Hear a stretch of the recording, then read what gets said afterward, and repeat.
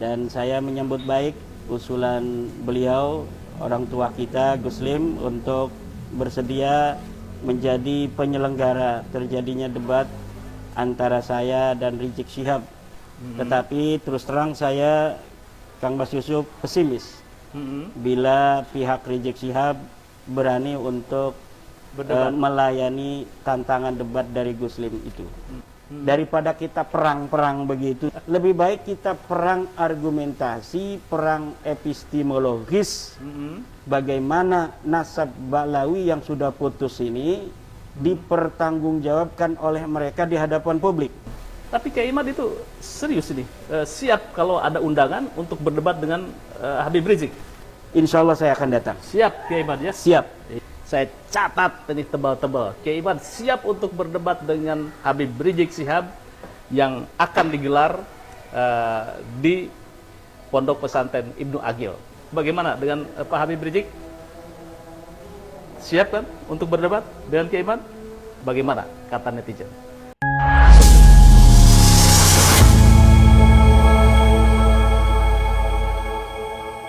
Alhamdulillah saya bisa sowan ke kediamannya Kiai Ahmaduddin Usman di pondok pesantrennya Nahdlatul Ulum di Banten, di Kresek. Apa kabarnya Kiai? Alhamdulillah baik, Kang Mas Yusuf.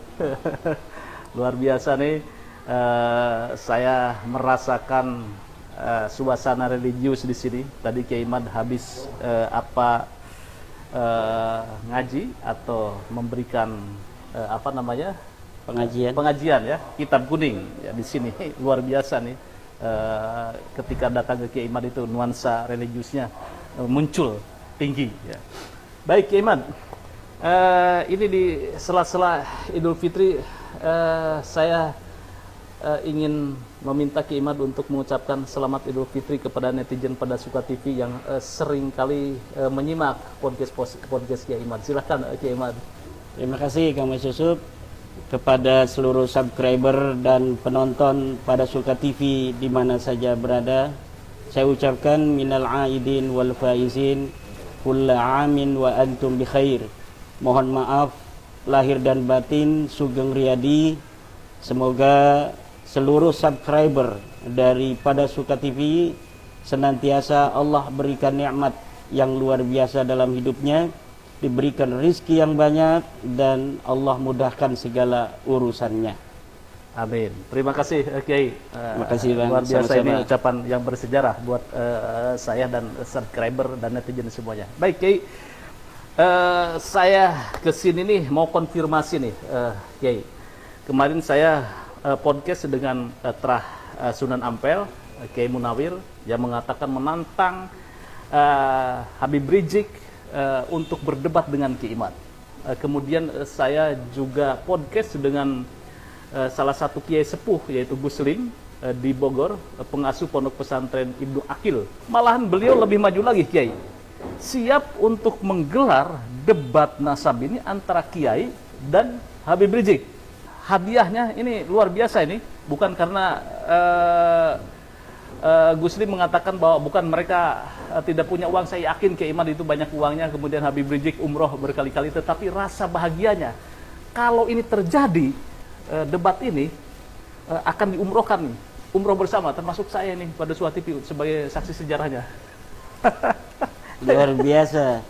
Ya, saya ucapkan terima kasih sama Gus Lim, seorang kiai yang kita kenal sangat mempunyai karisma di wilayah Kabupaten Bogor dan sekitarnya. Dan saya menyambut baik usulan beliau, orang tua kita Gus Lim, untuk bersedia menjadi penyelenggara terjadinya debat antara saya dan Rizik Syihab. Tetapi terus terang saya, Kang Bas Yusuf, pesimis bila pihak Rizik Syihab berani untuk melayani tantangan debat dari Gus Lim itu. Tapi Kiai Imad itu serius ini, siap kalau ada undangan untuk berdebat dengan Habib Rizik? Ketika saya membuat sebuah tesis itu kan sebenarnya menunggu antitesis. Iya. Ketika antitesis itu ada, nanti kita lihat antitesisnya ini memenuhi syarat tidak untuk disebut antitesis, dari sebuah tesis yang telah dikeluarkan oleh seorang peneliti seperti saya. Ya. Jadi berbagai macam kesempatan yang dimana saya diundang selama ini, suasana-suasana akademis yang saya harapkan itu selama ini selalu gagal. Di UIN Syarif Hidayatullah, Gagal. ketika kita mau dipertemukan dengan Profesor Said Agil Al-Munawar, gagal. Iya. Kemudian di Wali Songo ketika dipertemukan kita rencananya dengan Rabita Alawiyah, gagal. Iya. Sebelumnya di Banten juga, ketika panitia Banten akan mengadakan dan mempertemukan saya dengan Topik Segaf, itu pun gagal. Iya. Hanya dikirim Hanif Alatas dan beberapa orang dari saudara kita dari Kibin, tetapi ternyata mereka juga tidak mengatasnamakan sebagai perwakilan dari Rabita Alawiyah. Iya. Kemudian dari berbagai macam narasi yang dibuat seakan-akan bahwa saya tidak berani berdebat, itu sebenarnya adalah sebuah framing-framing yang menurut saya tidak perlu untuk ditanggapi. Iya. Karena memang saya menunggu.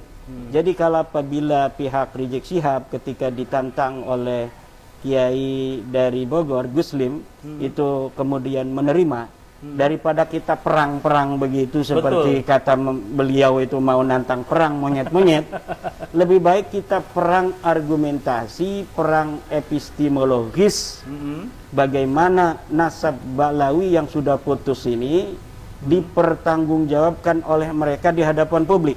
Iya. Nah, saya menunggu itu, mampukah mereka membela nasab mereka yang terbukti palsu menurut kajian epistemologis saya, berdasarkan penelitian kitab-kitab nasab dan kitab-kitab sejarah, yang bukan hanya nasabnya itu palsu, tetapi nama-nama yang disebut sebagai leluhur mereka itu juga terbukti sebagai leluhur yang fiktif. Kan ini kan luar biasa. Tetapi ini akademis, berdasarkan dalil dan referensi yang jelas. Mampukah Rizik Syihab untuk menyampaikan kepada masyarakat antitesis tentang tesis saya tersebut? Jadi saya sekali lagi menyampaikan sebuah apresiasi yang tiada terhingga untuk Guslim, kiai kita dari Bogor. Apabila betul dari pihak Rizik Syihab itu menerima tantangan dari Guslim itu, insya Allah saya akan datang. Siap, Kiai Imad ya? Siap. Iya, ini saya konfirmasi nih. Saya catat ini tebal-tebal. Kiai Imad siap untuk berdebat dengan Habib Rizik Syihab yang akan digelar di Pondok Pesantren Ibnu Agil. Ini kita harapkan ini bisa tergelar. Tapi lagi-lagi Kiai Imad ini seringkali Kiai Imad di framing sebagai Kiai Imaduddin Al-Kaburi karena di Banten itu Kiai Imad tidak datang. Ini cukup mengganggu apa tidak ini? Saya itu tidak terlalu memikirkan apa yang dipersepsikan orang terhadap saya. Iya. Jadi orang boleh berkata apapun tentang kita dan kita tidak mempunyai kendali atas mereka. Tapi kita punya kendali atas diri kita sendiri. Jadi apa saja dalam hidup ini itu tidak boleh kita sebagai manusia berjalan di atas dunia ini berdasarkan persepsi orang tentang kita, tetapi bagaimana respon kita terhadap persepsi orang itu. Jadi yang kita bisa kendalikan adalah diri kita sendiri. Orang mau berkata apa tentang diri kita itu silahkan, tetapi kita bisa mengendalikan respon terhadap apa yang mereka katakan. Dan tentang apa namanya itu, di Banten itu Kiai Salim dari Cilacap sudah memberikan klarifikasi. Karena memang beliau adalah sebagai salah satu orang yang berada di tengah-tengah acara itu. Beliau hadir di situ, beliau juga adalah pendukung daripada tesis saya, dan beliau juga mengaku bahwa waktu itu siap untuk meladeni Rabita Alawiyah, membantu Kiai Imad untuk berdebat dengan Rabita Alawiyah. Asalkan Rabita Alawiyah itu betul-betul atas nama Rabita Alawiyah.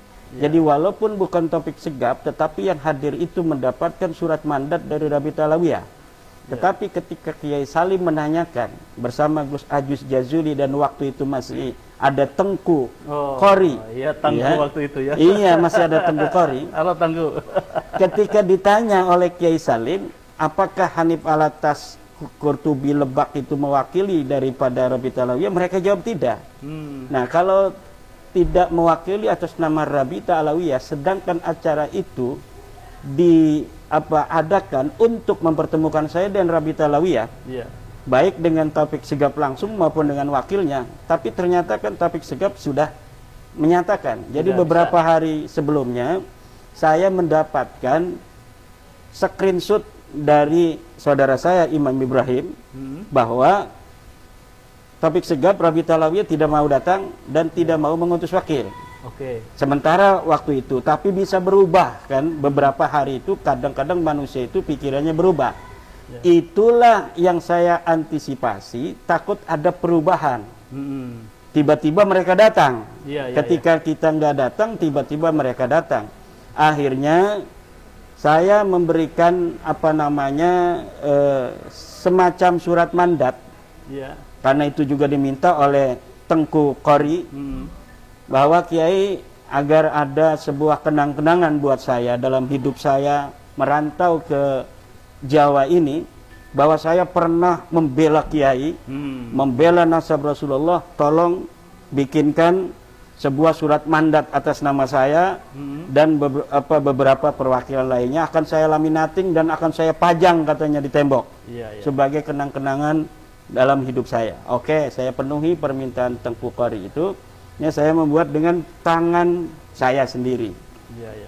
Beberapa nama yang bersedia. Jadi saya belum kenal dengan Kiai Salim, saya belum kenal dengan Gus Ajis Jazuli, tetapi mereka sudah ada komunikasi melalui alat komunikasi bahwa mereka mendukung saya dan siap untuk bersama Kiai meladeni perwakilan Rabita Alawiyah yang ada di Banten. Kemudian ketika ditanyakan pihak Rabita Alawiyah atau yang hadir itu oleh Tengku, apakah Anda mewakili dengan Kiai Salim dari Rabita Alawiyah? Ternyata mereka tidak mewakili. Maka Kiai Salim mundur. Kiai Salim mundur, tidak mau, maka di situ hanya ada Tengku, ada Ajis Jazuli, Gus Ajis, dan satu lagi. Dan akhirnya ya itu terjadi debat kusir.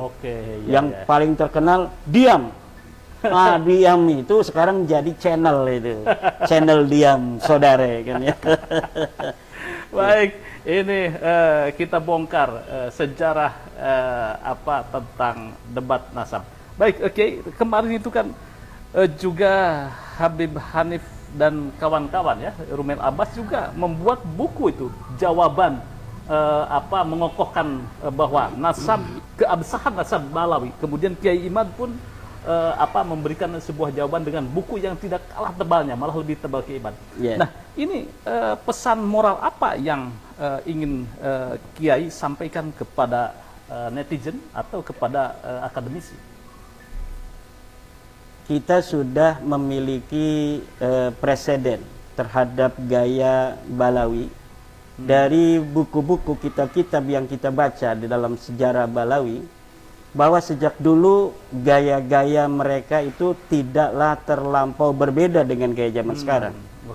Bagaimana skandal ilmiah yang dibuat oleh Ali Asakran yang menyebut nama ulama-ulama sebelumnya, yang banyak sekali dalam kitabnya Al-Burqatul Musyiqah, bahwa nasab mereka sebagai seorang sayyid itu sudah dilegitimasi oleh ulama-ulama masa lalu. Dan disebutkan di situ oleh Ali Asakran nama-nama ulama. Ternyata ketika kita verifikasi dari kitab-kitab ulama-ulama tersebut, maka ulama tersebut sama sekali tidak menyebutkan itu. Nah, tetapi mereka rajin sekali, Kang Mas Yusuf, membuat buku dan membuat kitab-kitab. Ada 27 kitab minimal dari masa lalu sebelum ada bab nasab ini, yang menyatakan atau menghimpun pendapat-pendapat mereka tentang bahwa nasab mereka itu sahih. Jadi sebenarnya mereka itu sejak lama meragukan nasabnya mereka sendiri, sehingga dengan itu mereka memerlukan sebuah penguatan terus-menerus tiada henti sampai hari ini terbongkar selama 550 tahun dari 895 sampai 2022-2023 itu 550 tahun kebohongan kedustaan nasab mereka yang sebelumnya mereka mengaku 895 dari 345 juga adalah 550 tahun. Jadi 550 tahun mereka mengaku dari mulai 895 sampai hari ini, dan yang diaku itu adalah orang yang wafat 550 tahun tanpa ada bukti sama sekali secara empiris, secara epistemologis, dan secara kitab nasab. Juga hari ini dari hasil genetika tes DNA. Oke, baik. Ini luar biasa. Ini akan kita kupas nanti kalau debat sengit antara Kiai Imad versus Habib Rizik. Terima kasih Kiai. Terima kasih, sama-sama Kang Mas Yusuf. Jadi sekali lagi siap ya debat siap. Dengan Habib Rizik ya? Siap. Oke. Bagaimana dengan Pak Habib Rizik? Siap kan untuk berdebat dengan Kiai Imad? Bagaimana kata netizen? Terima kasih. Jangan lupa like, share, subscribe pada Suha TV. Wassalamualaikum warahmatullahi wabarakatuh.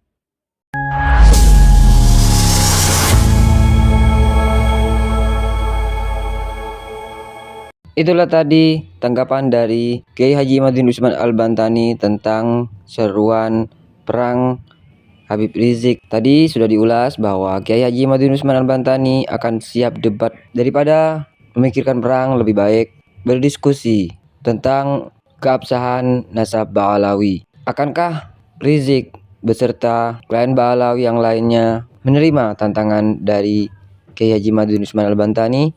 Kita tunggu saja kelanjutannya. Bagaimana menurut pendapat teman-teman semua? Silahkan lanjut di kolom komentar. Terima kasih. Salam support Arman Al-Fatih. Kita jumpa lagi di video selanjutnya. Assalamualaikum warahmatullahi wabarakatuh.